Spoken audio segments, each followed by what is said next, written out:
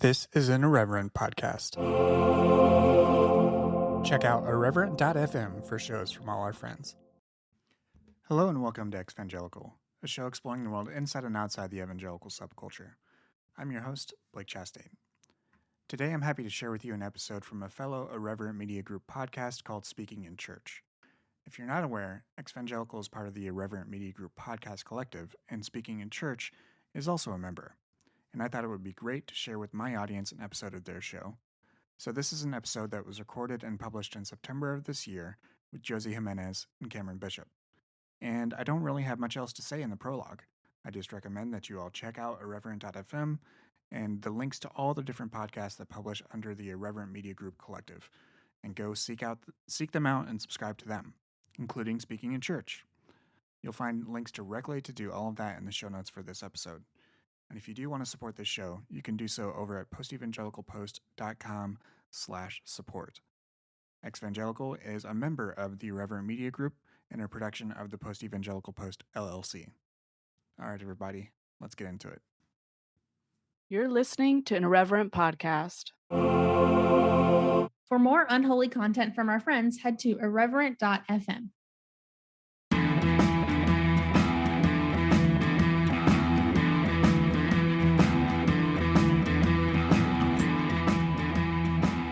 Hey friends, welcome to the Speaking in Church podcast. I'm Josie here today interviewing one of my newer friends. Yeah, I'll let him be my friend.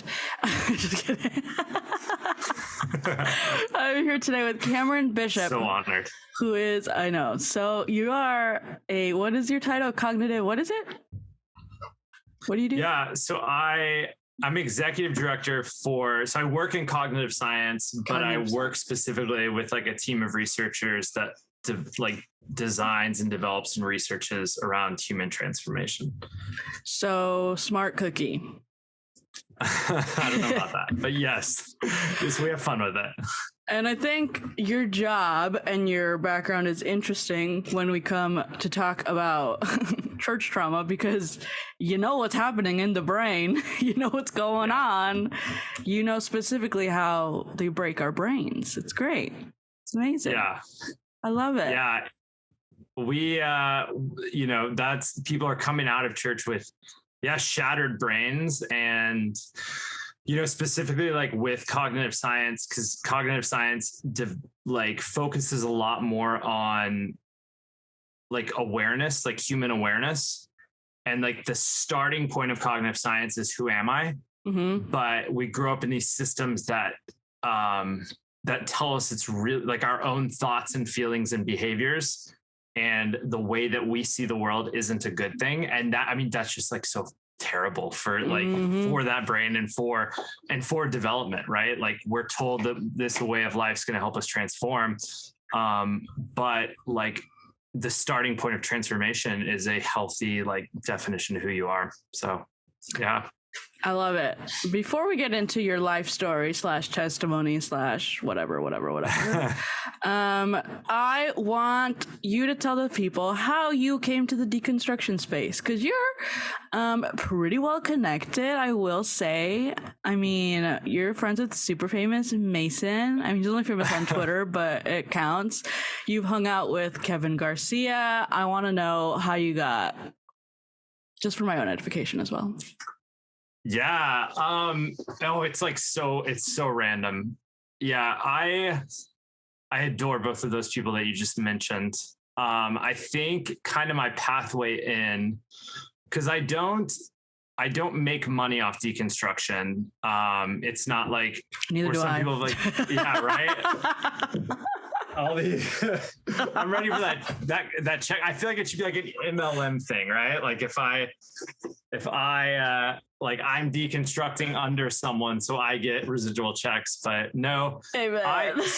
So kind of my story, so I worked at a church for 8 years, and I came into Christianity through more progressive voices, but not having any progressive guides. And so I ended up with an evangelicalism, but I was, it never, the things that cause most people to deconstruct, never really sat right with me.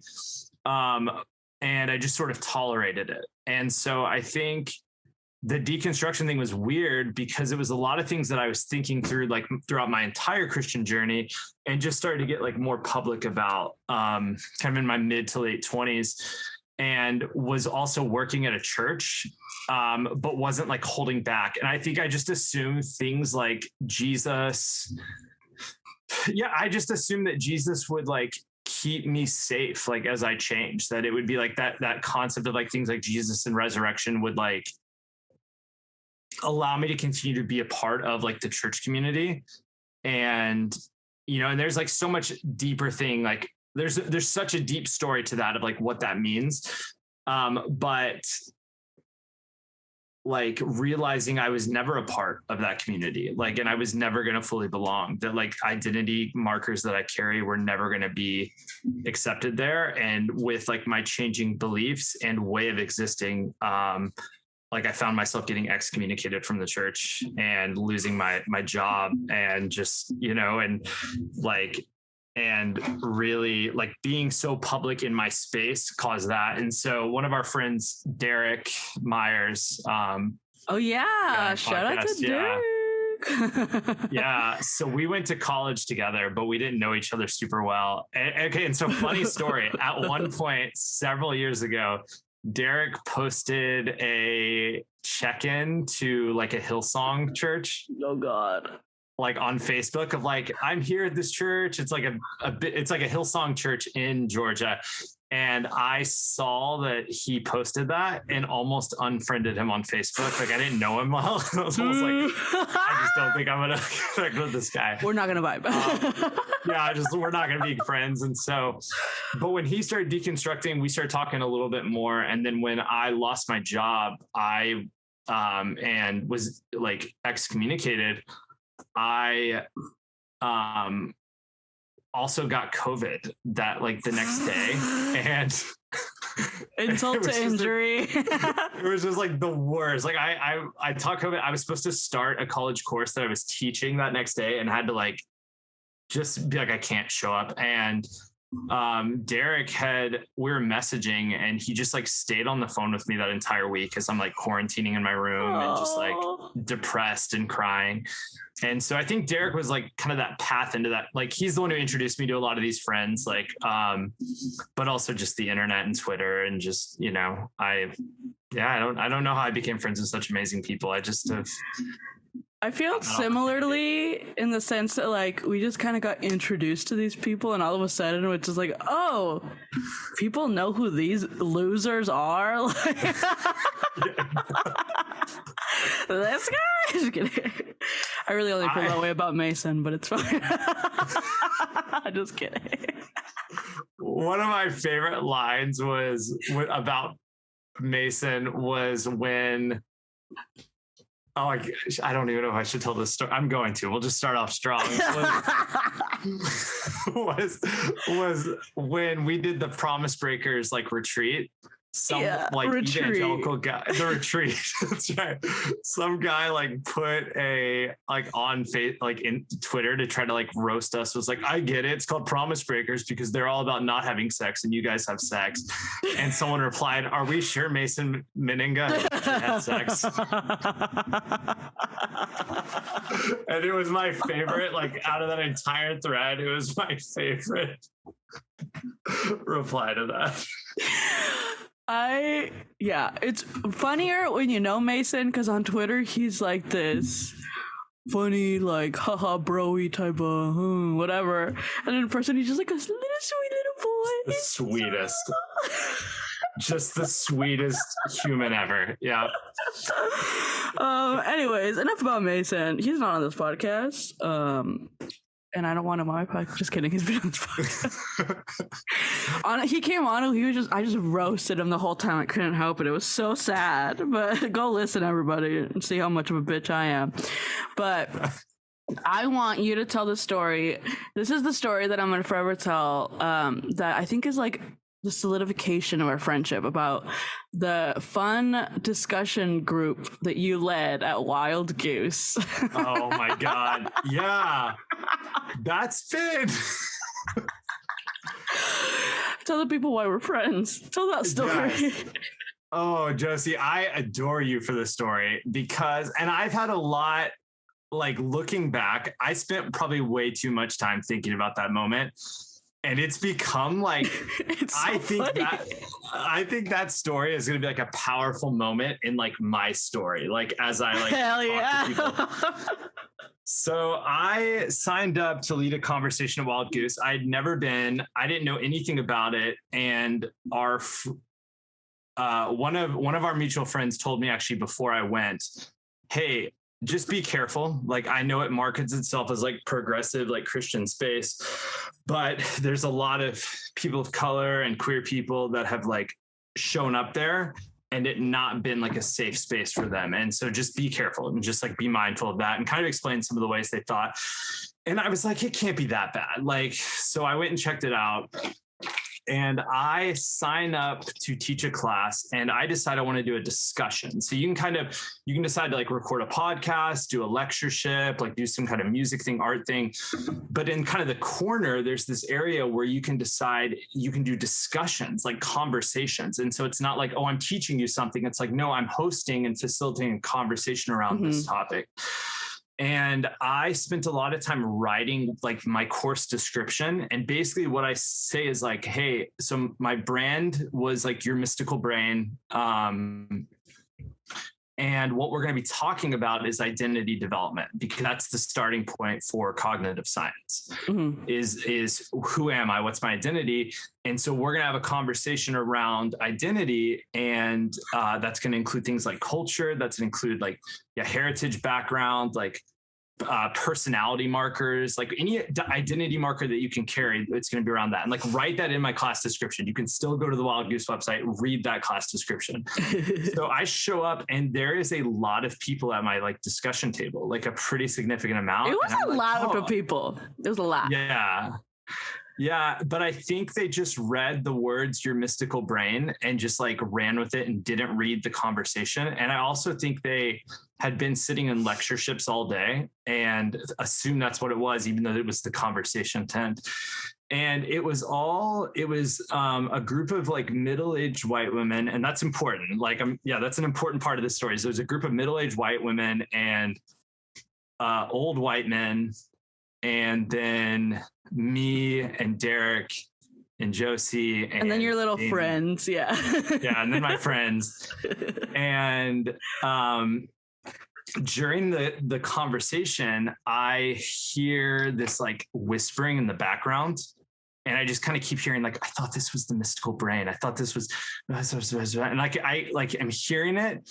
And I actually did I did some pre-work in the class of being like, here are some participations that we need to agree with, like respect, honesty, language matters, like expect non-closure, shift from debate to dialogue, keep open minds, humble curiosity, like listen to learn and listen with intention and compassion, because like we're going to be talking about identity and this can get misconstrued. So I even like set that groundwork, and this person behind me that I'm hearing talk actually showed up like 10 minutes late.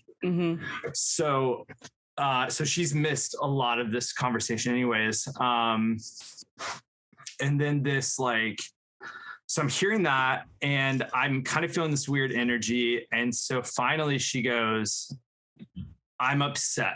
Like I don't remember exactly what she said. Well, we were talking about how we're reacting to the current conversation, and she brought up that she was upset.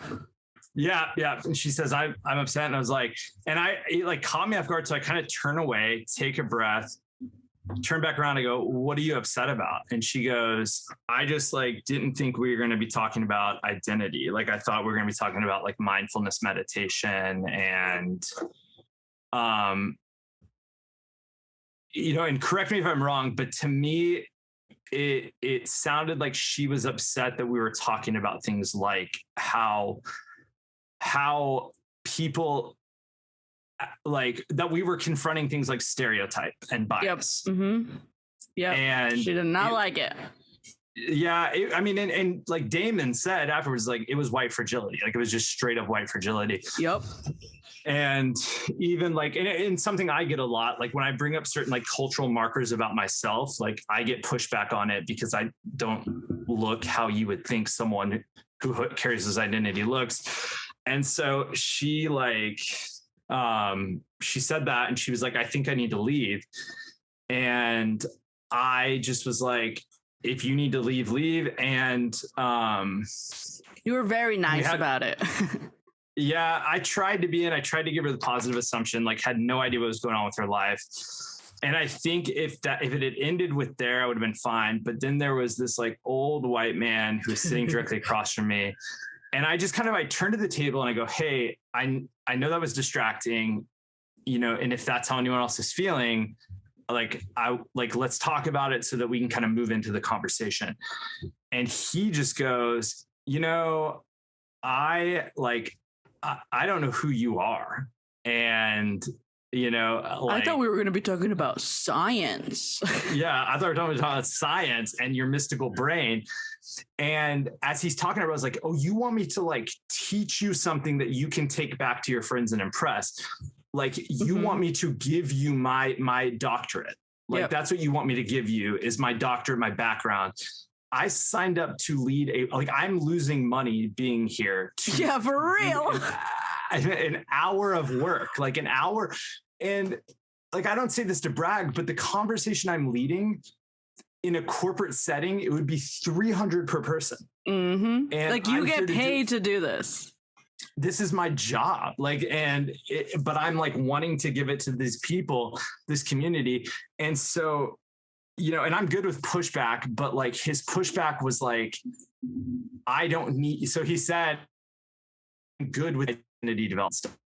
It's great, then don't come to this conversation because that's what the class description is. Mm-hmm. And he's and then he starts mentioning his author friends like Brian McLaren and yeah, he's like, I'm this and I'm that and this and that and blah, blah, blah. And I know this person and blah, blah, blah.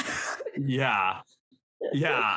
It was the weirdest situation. And it made me feel like I was back in conservative fundamental spaces where old white men were gatekeeping and were changing the goalpost and were telling me that the work I did, the voice I carried, the identities I held didn't matter. And that me getting in line was more important than my own authenticity, happiness, and freedom.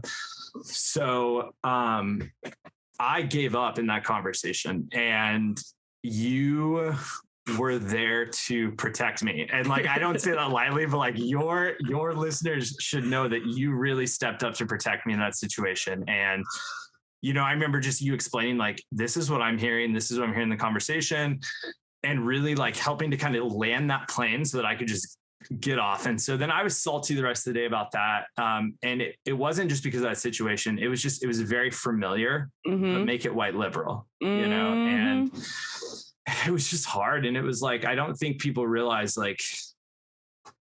when you are not of the dominant culture being represented, how exhausting it is to and painful and and how much energy you put into thinking through how do I occur in this situation anyways. And so the next day though, so Damon came, I told everyone I wasn't going back. I was I don't want to do that conversation again. And told everyone I wasn't going back. And the next day Damon was you should go back and you should do it again. And the worst case scenario is that happens again. And was you just clean it up, go back, practice, you're only going to get better if you practice. So I went back, and when I showed up, you had strategically positioned yourself in the seat right next to where I was going to be sitting. And all of my friends had shown up, and the entire table was people of color and queer people. Mm-hmm. The entire table for that conversation. And it was this beautiful conversation that accomplished the goal that we had. We finished the conversation. I think everybody got insight into it. Everyone was able to really articulate what they were learning. And it was this moment where I realized that I had tried to find my voice and freedom in a system for so long. And when that system spit me out, it was people of color and queer people that came to rescue me. Mm. And this was just a parable of that. It was the exact same thing that had happened when I got excommunicated was my friends who carried all these amazing identities showed up to rescue me and be your story's not over yet. Mm. And you can find story on the other side of this like white fundamentalist culture. And it was like that same kind of parallel of like the day before I was experiencing that same kind of level of like fragility. And then the next day it was like it was redemption. Like it was redemption. So that's a lot. I talked a lot there, but yeah, that was the stories. But I just like, it was so funny when we walked into that class the next day. It was like a pack of wolves, like ready for someone to like, you all were just like waiting for someone to disrupt the class. Like, I wish one of you would like. It was so funny too, because I mean, I didn't want you to tell that story to toot my own horn. I just think it's a great story, that little redemption. Yeah. But I just thought it was funny because I remember going out of the conversation like, oh, that was fun. I thought it was great. Like, I thought it going, blah, blah, blah. And then everybody's like, Josie did such a good job, blah, blah, blah. And I was like, oh, I guess I'm really used to fighting with old white guys. You went, yeah. I just like, it was total solidarity. And I felt like, I genuinely like felt like you were this like guard, like standing next to me with a sword, like just like anyone else want to like. Well, yeah, I was just, and pretty much what I did was just explain like, if you don't think that identity is like the beginning of your brain science, and you don't know what the fuck you're talking about. Like, this 100%. That's the whole point of having a brain, is having an identity. But anyways, that's so funny. I think this leads perfectly into you telling us a little bit about your story and telling us how you got to today. Yeah. So it's wild that I'm working in the field I'm working in. So for reference, I have, so I'm working on my doctorate currently. I just switched my program. So I switched from a more science-based program to like a theology-based program for a few reasons. But I like before that, I have a 8th grade education.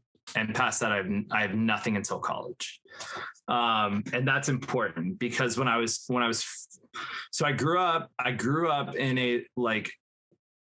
a home that appeared a lot like my peers, but was very different because I was a third culture kid and my dad was a drug addict. So my dad was raised in Southeast Asia and my mom was raised in what's considered Indian Territory, Oklahoma. And when I was 5, we moved to Atlanta, Georgia. And I was on my street that I initially lived in, I was the only non-Islamic kid on that street. Honestly, that sounds amazing. It was so cool. And they welcomed us so well and were so hospitable, and just, it was a bunch of refugees from Libya. And the food. It was incredible. Yeah. And so we moved on October 7th, 1995. And by Halloween, they had us in their house for dinner. Oh my God. And like made us these like little packs of like baklava, and like we're just like, they were incredible. They were incredible neighbors. But part of that thing was I was raised around so many cultures and so many people with cultures, and had absolutely no idea what my own was. And even like in middle school, I went to an international school in Atlanta. So I was like one of the few students there whose like parents had been actually like, so my mom was one of the teachers there. So that's why I went. But I like was one of the few students there whose parents were actually like from the US and had been here for a while. And so it was, just kind of an identity crisis anyways. And we went to church. It was more of like kind of a cultural thing. Like my parents wanted to go to church. So we went to church. We were like fairly involved. But my dad was kind of in and out of the picture. So using, he was a drug addict and would relapse and would go to halfway houses, rehabs, like all those things my entire childhood. And then when I was 14, he had a really bad relapse, and it was kind of like my mom's last straw. And in an effort to kind of heal our family and mold, I was just kind of forgotten about and able to like drop out of school and just spend 4 years like skateboarding and like just kind of wandering the streets of Atlanta, Georgia, and just kind of doing whatever, like working jobs, like, reading a lot. But I have an 8th grade education. And at the time, the church we were going to was all wealthy, like middle upper class, like wealthy white people. And I think they considered themselves to be a more progressive church, but it was they were very othering, and they also centered themselves in our stories. And so for me, like I was raised in this place, and they started this like drug recovery ministry, and my dad was kind of a part of it. And so because of that, I was one of the recovery kids. But also we had already been going to that church. And so I was led into these meetings where they would talk with us and be like, hey, these are some of the policies we're going to set up to protect you all from these recovery kids that are going to be integrating into the youth group. And it was I'm one of those kids. And it's well, no, you're not, because it was why am I not one of them? My home looks like their home looks. My dad's a drug addict. My dad's in the recovery ministry. Why am I not one of them? These are my people. And when they would, this was a story that affected me. I'm 14 years old, and my dad is I'm the oldest man in my house, and addiction is tearing my life apart. And I'm hearing my mom wonder how she's going to pay for groceries that night. And that's my story. But when the church would market this drug recovery initiatives to the church, they would always center themselves of look at the amazing work we're doing to help these families out. And they used our stories as marketing material for themselves. And I think I developed this idea: if I can learn to talk articulately enough and speak the language, then someday I'll have a seat at the table and I won't be an other anymore. And that day just never came. No matter what I denied and changed about my story and my history, that day just it just never came. There was never a moment. I remember one time in youth group, a girl's purse went missing, and I found out it was another kid who was in the recovery, whose parent was in the recovery ministry, that took it. And so I asked him where it was. I went and I got it and I returned it. And I said hey, I found it in the bathroom. And the youth pastor publicly accused me of stealing it. Oh, hell no. Of just publicly accused me of stealing it, and then searched 2 of my Black friends who were with me. Oh, hell no. Yeah. And it was okay, but we're good enough to be your marketing material, but you clearly don't trust us. And then and even things I remember going to church camps and being desperate for the male counselors, attention, these adult men. And I internalized that as oh, this is my ego. This is sin. And if I could fix that in me, then I wouldn't be desperate for their attention. But I was desperate for it because I was 14 years old and I was the oldest man in my house. And I saw these men as something that I wanted, and it wasn't sin in me. It was actually their lack of approachability and trauma-informed awareness that was the sin. Right. And, and so, spiritual spaces, especially where children are going to be, should be equitable. And I didn't have the language to say that. I didn't have the language to say, although we're all having the same experience here, this isn't an equitable space. It's an equal space, but it's not equitable. I am someone who is hurting and who has some real carnage of life stuff going on. And I need a little bit more. I need something a little bit different than what you're offering to the rest of the people here. So growing up and realizing that day never come of an equitable, safe space, it really developed in me a desire to see people, to tell people you can and will flourish. You're safe in the system and you're understood and you're included. And so that's kind of why I do the work that I do, is because I want to make sure that any system that's youth facing is trauma informed and creates an environment where a student, not regardless, through their identities, can thrive in this world. Yeah, I'm reminded of this one time I was in a youth group at a Baptist church. It was a predominantly white Baptist church, but the youth pastor for the middle schoolers, this is the part what I was participating in, was a Latin person. So I thought, gets me a little bit. But I remember it was Wednesday and it was like a particularly bad night at my house, and there's a lot of abuse going on physically. And I left the house and thought I could run to youth group and have a safe space in youth group. And my dad was worried. He didn't know where I was. So he came to the church to see if I was there because he knew that I would go on Wednesday nights. And lo and behold, they're like, she's in trouble. She can't be here. She's not allowed to be here or whatever. And I said, I don't feel safe at home. Like, I'm being beaten. Like, I want to be here. I want some space. And I remember this youth pastor saying, you know that we teach absolute obedience in this youth group, so you have to go home with your parents. And I remember feeling so demoralized and so unsafe. And honestly, I don't know if I've even forgiven him for that, because I think, like, I could have avoided so many more years of abuse if you had fucking said something. Because my parents aren't going to listen to cops, and the cops weren't listening to me either.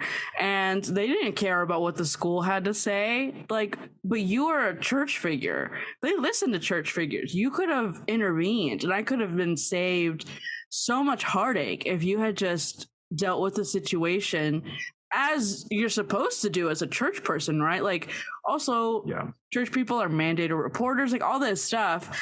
And after that, it was just never the same. I felt like, wow, I felt betrayed. And rightfully so. I was betrayed by a church that was supposed to keep me safe. And I just think that that's too often the story that people like us have. Yeah. Oh my gosh, that breaks my heart, Josie, because that's like, yeah, you hear that story time and time again where these spaces aren't trauma informed and they say we're welcoming and all inviting, but they're not set up to empower. You felt what you saw was representation, right? Like there is someone that looks like you there, but the space wasn't set up to empower either of you. And that's kind of, with me of like, I'm in a space like all of the elders and pastors are old, powerful white men. The preacher at this church, at North Atlanta Church of Christ, claims, like, has written books on like racial reconciliation and has written books on like advocating for the marginalized, and lives in a mansion in Dunwoody, Georgia.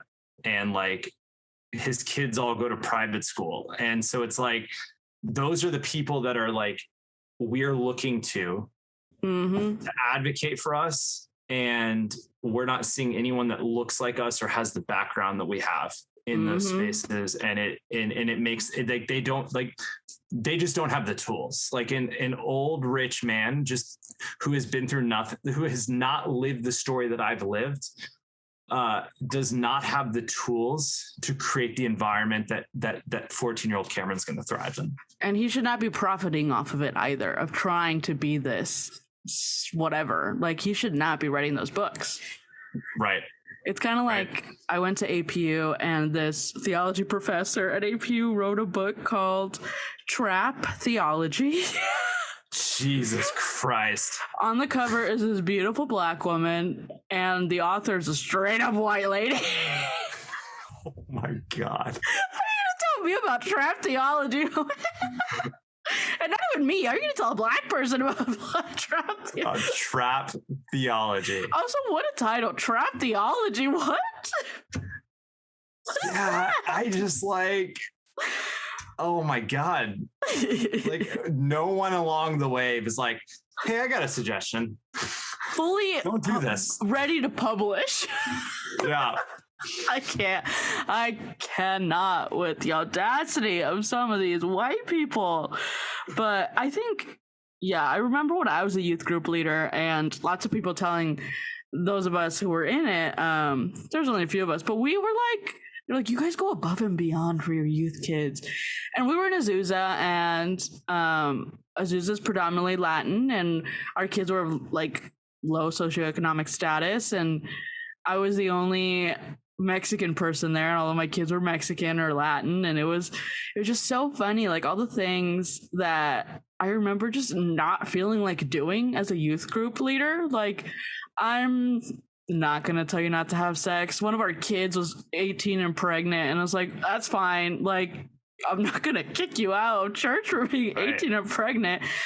And so I just taught them safe sex and the emotional repercussions of sex and all this stuff. And we would pick them up from school sometime, or we would take them out to dinner because they were hungry. And it's all this stuff that's just kind of normal to me. And then it hits you like, this would not have been our youth group experience should we have needed any of this. Right. And it doesn't feel like excessive. Like, yeah, my kid wants a Frappuccino and I don't want to pay $6 for a Frappuccino, but the kid wants a Frappuccino. And just because I wouldn't pay for it myself because I don't like it doesn't mean that the kid can't have it, or they want McDonald's or all this. I don't know. It's just when you become an adult and you think back to your childhood, especially when you grew up in an evangelical church, you're like, what the fuck were these people doing? Like, yeah. I went like, I mean, like I had a tweet go viral recently where I just said, hey, my youth pastor, like one time pretended to be dead. And, oh my God.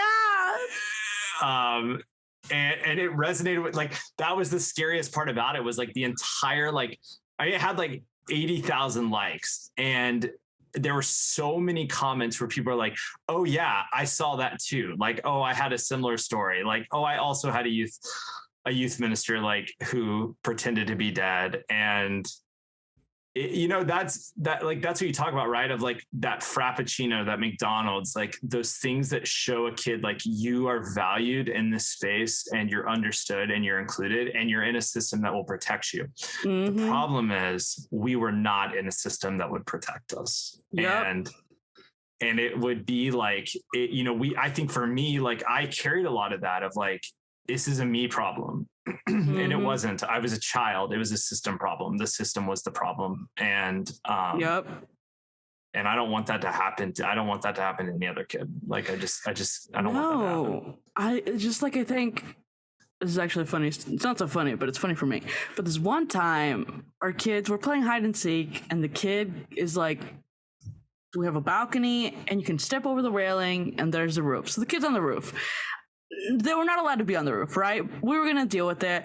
But then some white guy from the church that had nothing to do with the youth group, they really were not very supportive. He's like yelling at my kid and cursing at my kid. And I'm like seething with rage because this guy's like, well, insurance and liability and blah, blah. And I remember saying like, I'm going to handle the fucking kid, all right? He's not allowed to be up there. But don't talk to my kid like he's an adult. Don't talk to my kid that way. Because then you're going to have an issue with me. And trust me, white guy, you do not want to have a fucking issue with me. And it was just this whole situation that we had to like sit down with the people of the church and say, this is unacceptable. And you will never talk to our kids that way ever again. Yeah. Because they're children. But because they're brown, they're treated as adults. How is that? If some white kid was up there, you wouldn't talk to him like that. And I can guarantee that. No. It's... Yeah. Mm-mm. Yeah. If they don't represent who we are, like the culture that we're in, like it's so easy to just like dehumanize children and just like think, because even for me, like as an adult, like I'm petty sometimes. Oh, yeah. Like I've grown up and become successful and I'm not a kid anymore. And when I interact with people that I feel like treated me certain ways because they felt like they could get away with it, because my dad was not a rich pastor at the church, because my dad wasn't someone who tithed a bunch of money, people who made my mom, who is a highly educated woman who went through it all and survived and is still here. Like when they have made her feel less than for who she had children with, I'll see those people as an adult and like, I find myself like really finding ways of reminding them like, hey, I'm still here and I'm not a kid anymore. And you need to remember this, because these kids that you're still interacting with, like these kids that you're still interacting with, they're also going to grow up and they're not going to be kids, because I think the system killed a bunch of my friends. Like I have a bunch of friends that didn't survive and have, drug overdoses and suicide. And I wonder, had that space been more trauma informed and more equitable, like if we wouldn't have had to bury so many of them, and so I think it's a good reminder for people, like these are children. These are children. Yeah, like I feel oftentimes the evangelical church is so unwilling to take responsibility for the part that they had to play in lots of people's downfalls. And I mean, it's apparent in like the gay community, right? Right. It's absolutely an atrocity. But then sometimes I feel like we forget the kids of color, or the kids who didn't have money, or the kids who were made to feel less than because their parents were whatever. Like you're contributing to their downfall just as much because of the things that are coming out of your mouth and because of the way that you're treating people differently. Because kids notice, they know who your favorite is. They know that you don't want to deal with the kid who has a drug addict parent. They know that you're searching this kid because he's black and no other reason. Yeah. Like kids are more perceptive than the church wanted to give us credit for. Yeah. I remember at youth group one time, a grown man yelling at me and wondering why, like, just like sitting there, like degrading me and wondering like, why can he yell at me? Like, why is he yelling at me? And realizing, oh, because he knows no one's coming to protect me. Yep. That's exactly it. And I mean, not all of us have the ability, or not all of us have the fortune to learn how to protect ourselves. I mean, it's a hard process, and lots of people can't for whatever reason. But I'm curious, now that you're Mr. Science Guy, what do you see as the like cognitive and mental repercussions of growing up the way that we did? I know we've talked about it a little bit, but like, what is the actual like science behind what happens to our brains? Yeah. So from like the cognitive science side of things, like it's an identity crisis, right? So when we're in an environment that is not, trying to think of like kind of the best way to like maybe start that, like, so I'll put it this way, like when we're in an environment that is like first and foremost like deficit based, and so it's like I'm going to like I'm going to focus on this kid's like deficits. That kid's never going to thrive in that environment, right? And they're never going to have a healthy sense of their identity, instead of focusing on their like on their assets. Like, what are these kids like? What is this kid's strengths? Like, what are the things that this kid has to offer to the world that like no one else has to offer to the world? So there's that side of things of like when we're doing that, right? Or like when we have like an avoidant mindset, when like I'm going to avoid things like gender and ethnicity and race and age and disability and socioeconomic status and background and story. And we're going to overlook those things, and we're just going to commit to like treating everyone fairly, over recognizing that like students' experiences matter, that kids' experiences matter, and those identity markers matter, instead of having like an awareness mindset of I'm going to acknowledge the differences and the roles that plays in our kids, the roles kids' demographics play in the church setting or in the trauma setting, or if like they're context neutral, right? Where they're just going to say like what happens outside of the church is irrelevant to what's going on inside the church, instead of being like context centered and saying like, no, these experiences and these communities affect these students' experiences when they come into the church. So all that, right? If we have a deficit-based mindset, if we're avoidant, and if we're context neutral, what that tells the kid is that they are loosely connected to the community, while being told this community is the most important thing in the universe. This church is the most important thing in the universe. Ugh. You know, I'm and so already they're like, oh. I mean, like, think about that. Like, a developing brain is having those two things of like, they're in a community that is focused on their deficits. It's avoiding who they are. It's avoiding things like their gender, their ethnicity, their race, their age, their disabilities, their socioeconomic statuses, their stories. And it is just neutral to the context they're living in. And at the same time saying this community determines if your life matters or not. And that is like, it breaks the brain. Like, it gives an identity crisis. They don't trust themselves. They don't trust the people around them. They have no idea why they do what they do. And they're, and ultimately, like, they go on to live lives of fear and shame and guilt and pain. And a lot of people don't survive. And I have a lot of friends that didn't survive that. And I know that could sound dramatic, but like, I actually think that led to like several of my friends dying, is being like in context like that just didn't know what to do with their pain. Well, yeah, they had no community to help them through it. Right. Yeah. And then they were just grown up and they didn't know how to then build it because they were never taught. Ever. Yeah. I mean, it's so bad for the brain, but like the flip side of that is if communities can focus on assets, can be aware of these students' genders, race, disabilities, ethnicities, socioeconomic status, like can be aware of their stories and can center their context and say what's happening on the outside of this building matters inside of this building, and we're going to be equitable in how we treat you. The opposite of that is that students are going to be aware that their differences are understood and appreciated, and that they are in a system that will look after them. And so there's like a flip side to that too, of like, we can develop like healthy personalities and like people who they trust their thoughts and feelings and be. So I'm just like getting emotional because I needed someone to show up and do that for me, and they never came. Honestly, I'm getting emotional too. Oh God.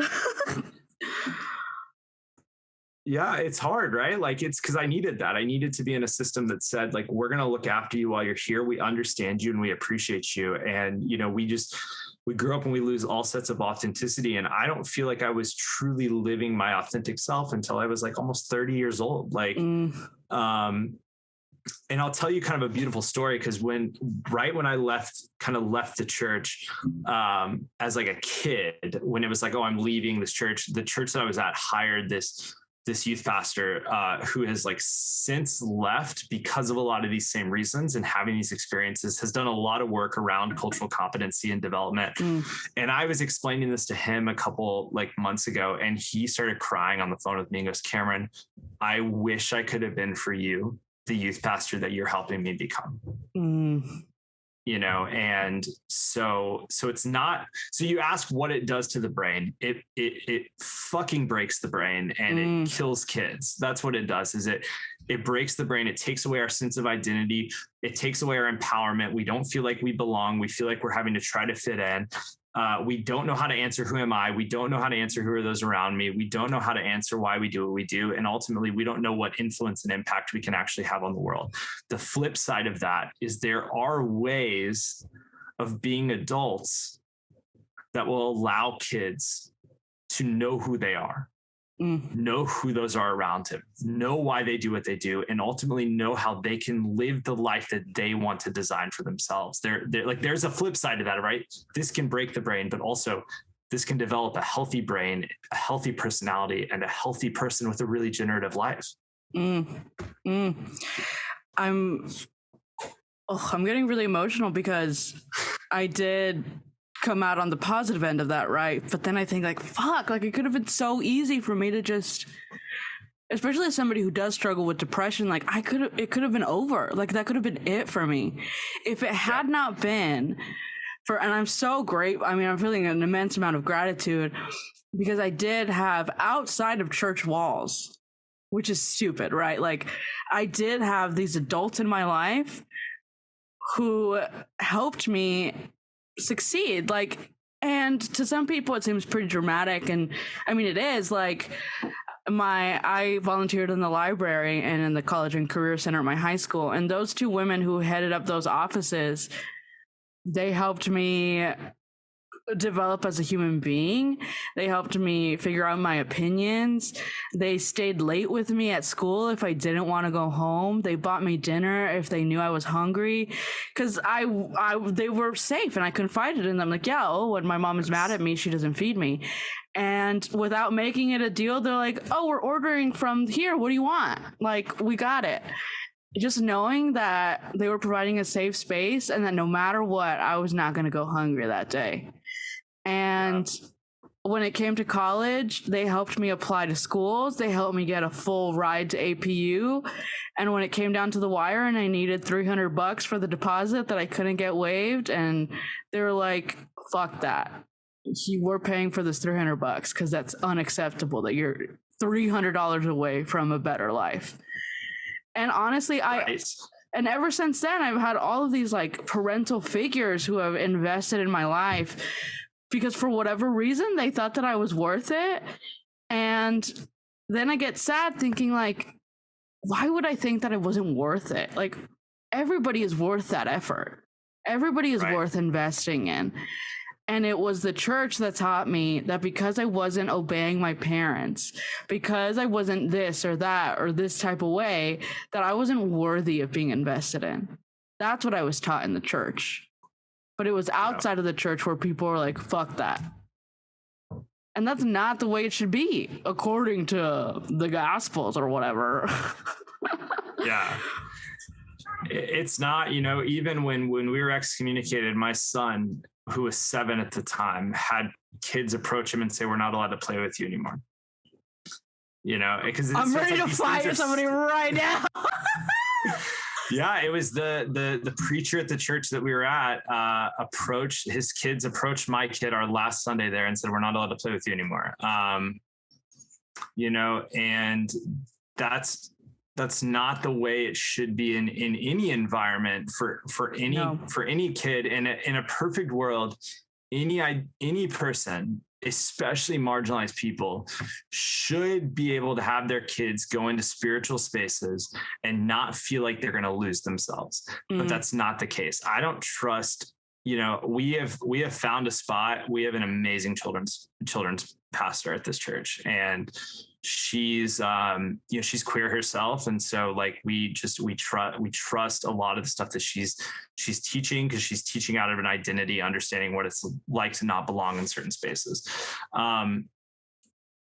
But I don't trust like white, like evangelical Christians around my children. And in a perfect world, like maybe we could, but like it's just not. You talk about that, because for me, it's that same thing of like Dr. Susan Reese, who, is a woman. She's a widow, and she was the first person in my life to tell me like it was good to be Cameron. And I have an amazing mom. Like I have an incredible mom who like always just leaned into like, this kid's destined for something different. Let's just kind of see what happens. But it was never the evangelical church that were affirming me. It was the people like the refugees, the Libyan refugees in my neighborhood that invited me over for Halloween. It was people like you showing up to sit next to me and say like, hey, regardless of how this conversation goes, I'm riding with you. Like, it was people like, Damon pulling me aside and saying, do it again, try it again. It was people like my mentor, like Ramon Pastrano, like who's from the Dominican Republic, coming here and giving me an opportunity to study what I'm passionate about. It was never the system that said that we were going to succeed in it. It was the marginalized groups outside of the system that said, we have a place for you. I think, like our mutual friend, Damon Garcia, like says that like the oppressed are the only people that can free themselves. And then as a result, they're able to free the oppressors. Totally been my experience. Yep. 100% been my experience. I agree. I'm like thinking through, we're starting up a children's and youth ministry at our church because we didn't have room and now we have room. And we've invested a lot of money and time into building a space for these kids. So I'm a type of bitch that doesn't like to just complain without solutions. So what are some solutions that we can offer for people who are hoping to create newer types of ministries? Like, what should we keep in mind when we're developing programming for children with all of this cognitive repercussions in mind? Yeah. So safety is the most important thing when you're dealing with children, like mental safety, physical safety, spiritual safety. Safety is the most important thing when you're dealing with children. Like, will they be safe? Like, it precedes education. It precedes like creeds. It precedes behavior. It's like, it's safety. How do we keep these kids safe? And so for me, like that little twist of like, hey, we're trying to figure out how to keep our kids safe from the drug addicts' kids, you know, the twist there is like, hey, these kids are going through some real life stuff and they're coming into a community that knows something very painful about their story. What are the ways that we can ensure that these children are safe when they get here, that they have room to grieve, that they have room to have conversations about these things, that they have room to connect. So I think like safety, equity is important. So equity acknowledges and values cultural differences, and it considers factors like privilege and opportunity in like students' academic, or in students like spiritual life.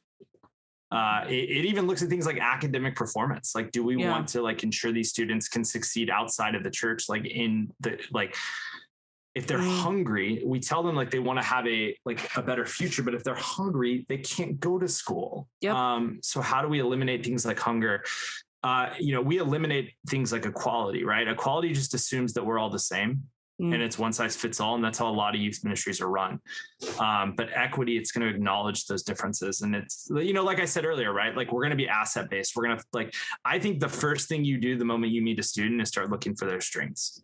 And the things they're good at and affirming them and empowering them. Right. And you become aware of their story. Right. And it's kind of like, you've talked a lot about like accessibility in the church. Yeah. It's really similar. Like, are these spaces accessible for children to develop? And I like, for me, some of the things that I would have wanted, I wish there would have been an avenue for me to be approached and listen to about like the things that I was feeling, and to be told like it's okay to be feeling those things. Like, I'm wondering like why my dad chose drugs over me. Like, that's what I'm dealing with. And the only avenue to talk about that had an agenda of like, well, we need you to see theologically how this lines up. But it would have been great to just have someone hear me like say that out loud. Like connection and relationship, like, every kid is one adult away from being a success story. And representation and connection, right? Like, you walk into that youth group, you see someone that looks like you and you feel like connected, but are we using people who have the same identities that we have? Like, if you're a youth group and you're saying like, we're queer affirming, like, but you don't have any like queer youth workers, like, that's a problem, right? Like that. Yeah. I'm rambling at this point because I'm so excited about this, but I do think really being that asset-based, awareness-based, like context-centered, like allows us to invite students into a collective where they're going to be safe and understood.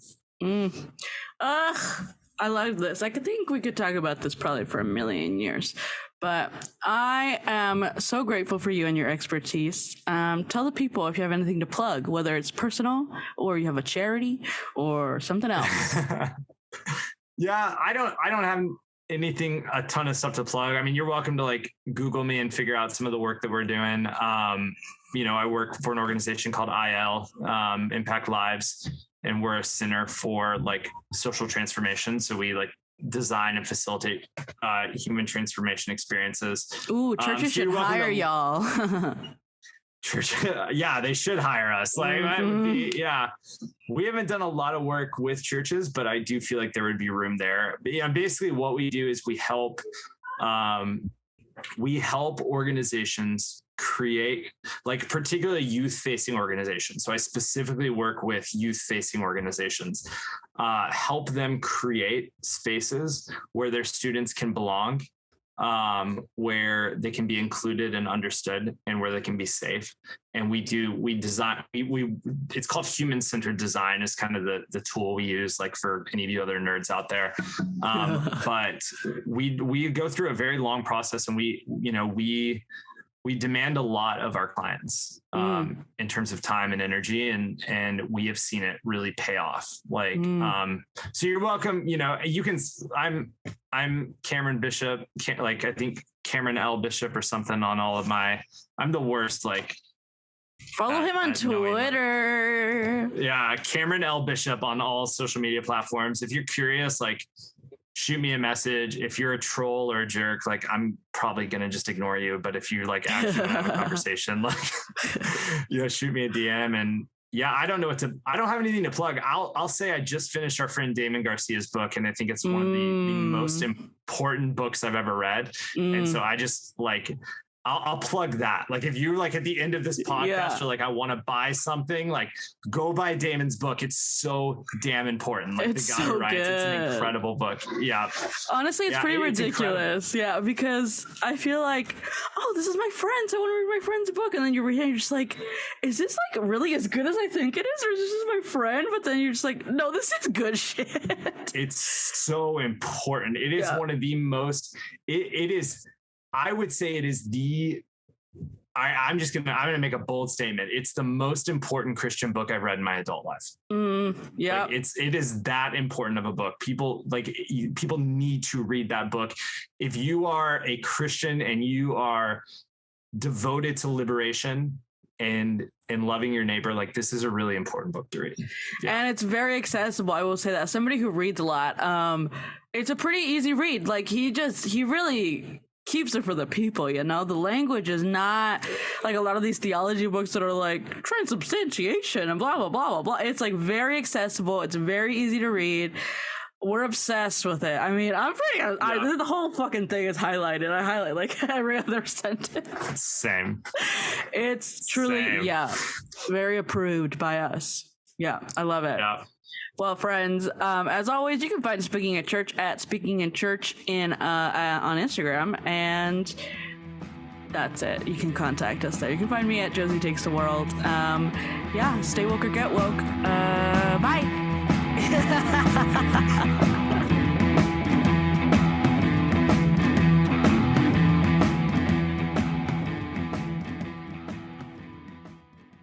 This has been an Irreverent Media podcast.